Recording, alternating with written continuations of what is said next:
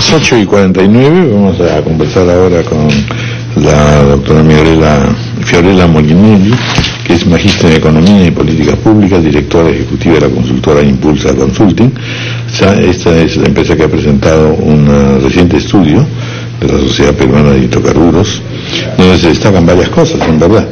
Partimos del hecho, pues, bienvenida, por supuesto. Muchas gracias, Raúl, por la invitación. Patricia, Ricardo, bienvenida. Normalmente cuando hablamos de este tema, y sobre todo porque es lo que cotidianamente se informa, tendemos a pensar que tanto gas como gasolina o como el petróleo se reducen a gasolina y gas en la casa, ¿no es cierto? Y entonces ahí vienen las preocupaciones de si suben los precios, no bajan los precios. La cosa es mucho más compleja, ¿no es cierto? Y es un poco lo que el estudio refleja y que me gustaría, por supuesto, que nos lo amplíe un poco. En otras palabras, en verdad, esa crisis no es pasajera, crisis de los precios. Lo segundo que yo le preguntaba, porque no tenía idea, es si en efecto la crisis solamente compromete a los hidrocarburos o también al gas.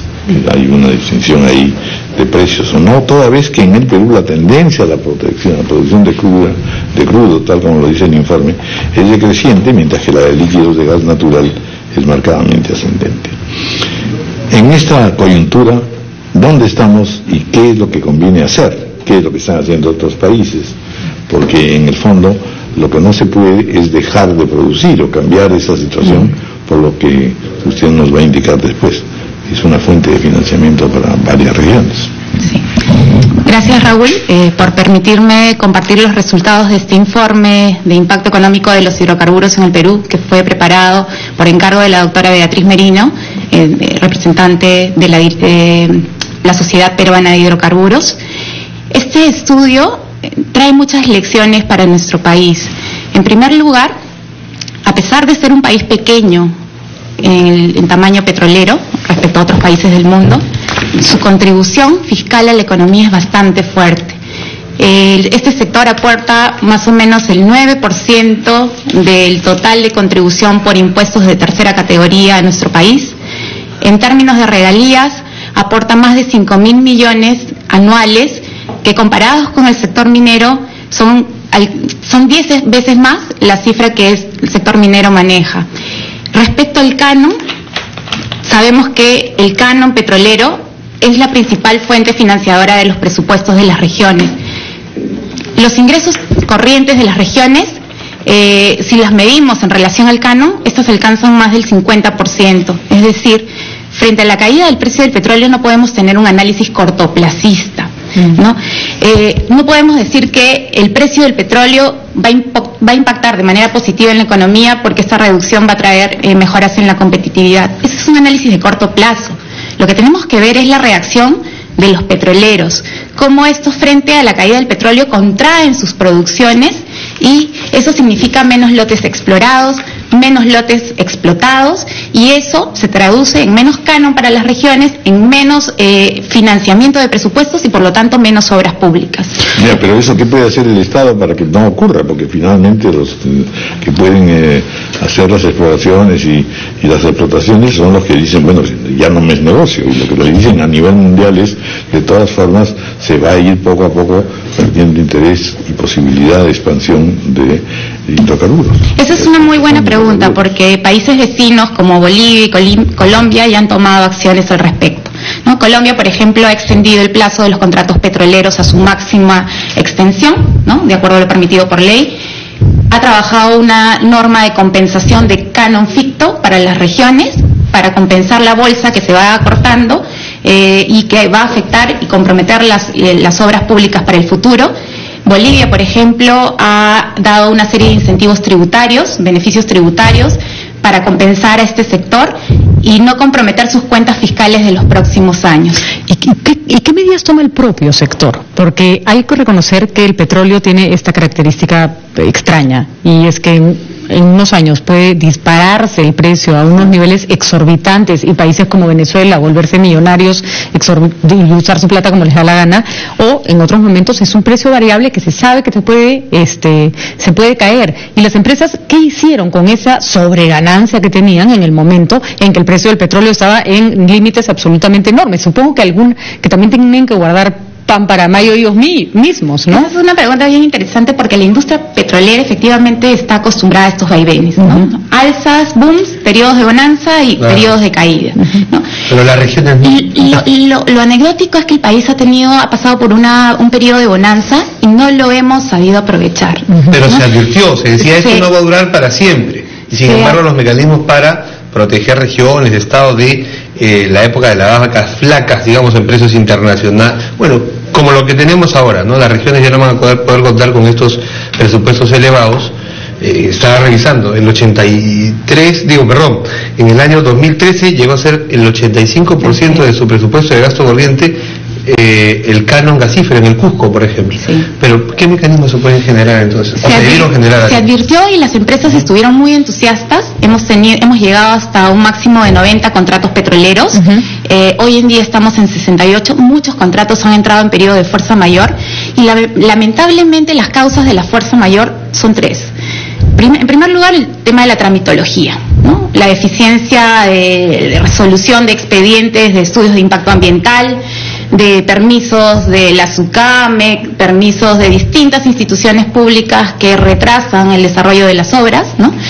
Cuando quieren acelerar los petroleros, comienzan todas estas deficiencias que comprometen los plazos de ejecución de los proyectos y terminan ganando a estos periodos de bonanza.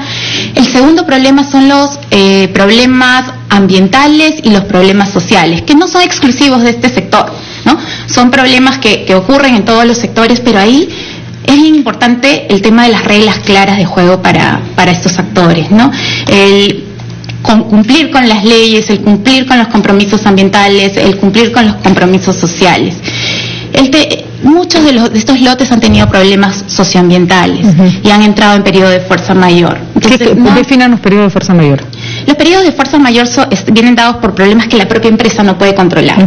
Por ejemplo, si se levanta una comunidad porque de repente considera que sus tierras no han sido titularizadas o porque de repente no han sido atendidos con la suficiente cantidad de obras públicas. Por eso ahí es bien importante que los gobiernos regionales fortalezcan sus capacidades para que se desarrollen mejores proyectos de inversión con este dinero proveniente del canon. Y ahora, por ejemplo, hay un tema que es más complicado. Los pozos que ya están en explotación pueden continuar. El problema es la exploración. Nadie quiere invertir un sol en buscar un petróleo que después no va a poder vender a un precio mínimamente razonable. ¿Qué se hace entonces? Por supuesto. Mira, si vemos las cifras en este libro, la inversión se ha cuadruplicado, pero aún es insuficiente para el tamaño de reservas que tenemos. Este país tiene reservas enormes en comparación con los países petroleros de Sudamérica. Podríamos alcanzar cifras como Ecuador, cifras como Colombia, pero si tú ves cuánto se ha invertido en exploración, del total invertido, solamente el 10%. El 90% ha sido en producción. ¿Pero qué es en concreto entonces lo que se pide? Para poder, no digo reactivar enormemente, pero por lo menos pasar el mal rato, una cierta normalidad para pasar el mal rato. Claro. En el corto plazo, el tema de la tramitología, la simplificación administrativa y las mejoras a la regulación es un tema que se necesita y lo necesitan todos los sectores. En el largo plazo hay que pensar cómo vamos a compensar. El tema medioambiental también es algo que sigue siendo materia de una negociación muy intensa y que en efecto allí los actores sociales tienen y el factor político también juega un tema importante. Pero lo que se tiene que hacer, ¿cuál era? Lo que se tiene que hacer ahora es tratar de negociar con las empresas que están interesadas en permanecer en el Perú, en darles algunos beneficios o incentivos, que pasan desde medidas tributarias, por ejemplo, ampliarles el beneficio de la devolución anticipada del IGB, ¿no? Para la actividad de exploración, para fomentar justamente este atractivo frente a la caída del precio del petróleo. Luego está la extensión de sus contratos al máximo plazo permitido, ¿no? Estos son contratos de larga duración, son actividades que tardan mucho en madurar y se podría extender su extensión hasta 20 o 30 años.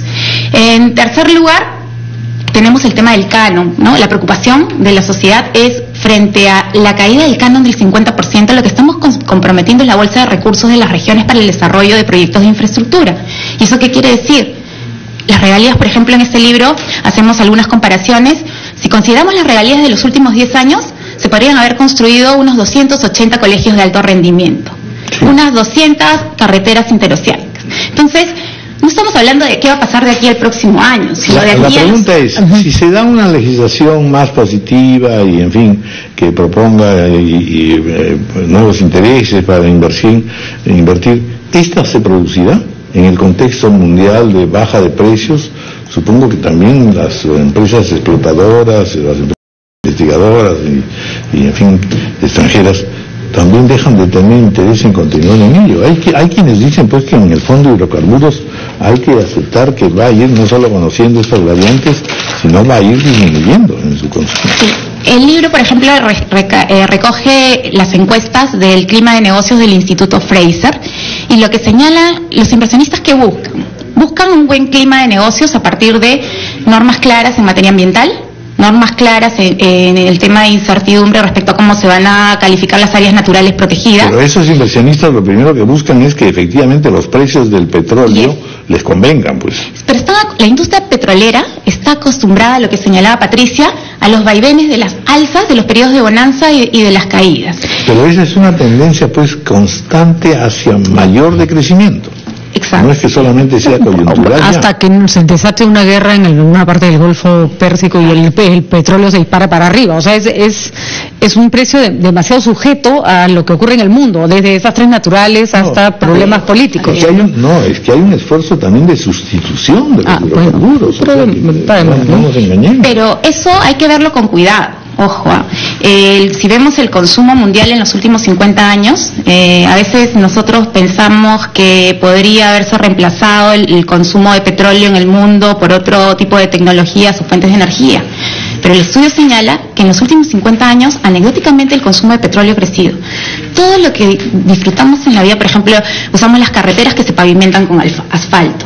El transporte funciona con energía proveniente del petróleo. La economía se mueve con energía. No hay tecnología que haya sustituido al petróleo. Ojalá se pudiera, pero todavía no. Ojalá se pudiera, pero todavía no. En este momento, ¿qué está haciendo el gobierno con respecto a toda esta temática? Ustedes han logrado. Ha habido un acercamiento de la sociedad. El primer ministro cateriano pondrá más atención, en fin, veamos. Claro. Ha habido un acercamiento de la Sociedad Peruana de Hidrocarburos, en particular de la doctora Beatriz Merino con las autoridades, con la ministra de Energía y Minas. Esto juega mucho con la reactivación que necesitamos con urgencia. Y con guardar pan para mayo, y además no solamente guardar pan para mayo, sino preocuparnos por las regiones y por el compromiso de los ya un encaminamiento, ya el gobierno está interesado. La sociedad ha puesto en conocimiento algunas propuestas de medidas de solución que parte de ellas las hemos mencionado hoy día: la extensión de los plazos del contrato, el canon ficto para las regiones, este fondo de compensación y la devolución anticipada del IGB. Solo porque esta es una pregunta que a veces se hacen muchas personas y estoy segura que tiene una explicación. Cuando el precio del petróleo está alto, la gente tiene que pagar una gasolina cara. Cuando baja el precio del petróleo, la gente no siente que baje. Entonces uno a veces se pregunta, pues no fastidien, no pidan ahora compensaciones porque les ha bajado el precio del petróleo, si cuando estaba altísimo ganaron un montón de plata. ¿Cómo hacemos para convencer de que esto no es un beneficio para la industria, sino para todos, ¿no? Porque además la industria de petróleo, recuerda, Patricia, que no solamente es el downstream, el tema de los refinados, sino también estamos hablando del upstream, y mucho de este tema se usa, de las fuentes provenientes del recurso petrolero y gasífero, se usa para la producción de generación eléctrica. Y la generación eléctrica y además el transporte, que lo señala claramente el estudio. Entonces, eso afecta directamente la competitividad del país. Estamos hablando de crecimiento económico y la seguridad energética que deben garantizar todos los países para poder seguir creciendo. Claro. Si no garantizamos nuestra seguridad energética, viendo toda la cantidad de recursos ingentes que tenemos en la industria petrolera, estamos, digamos, sacrificando el futuro de nuestro país. Muchas gracias a ustedes por la invitación. Gracias. 9:03 de la mañana, vamos a hacer la pausa de la primera hora de ampliación de noticias.